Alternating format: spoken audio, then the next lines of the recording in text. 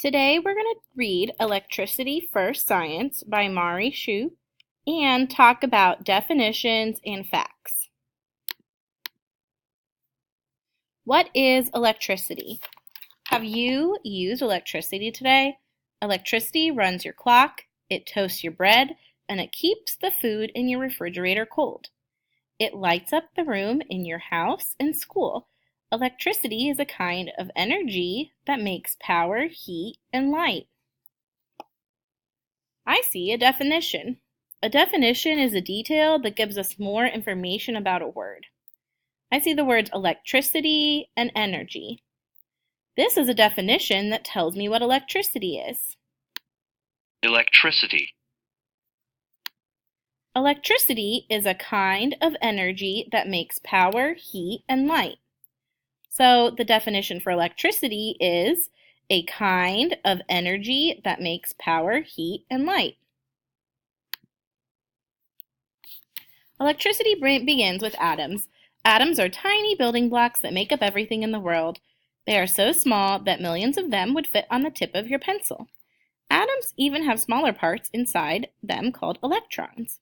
Electrons can move very fast from one atom to another. Moving electrons create electricity. Fun fact, an electric eel is a fish that makes electricity from chemicals inside its body. It shocks other fish in order to catch and eat them. I see a fact right here, they added. Facts are information you can add to writing. This fact says an electric eel is a fish that makes electricity. Electric currents. Most of the time, moving electrons flow along a path like water in a river. This is called an electric current. An electric current moves through metal wires inside the walls of your house. These wires carry electricity to outlets or switches. Flip a switch. You're using electricity. I see a definition. I see the word current. A current, I see, is when electrons flow along a path like water in a river. This is called an electric current. So the definition is when electrons flow along a path. I also see a fact. Fun fact.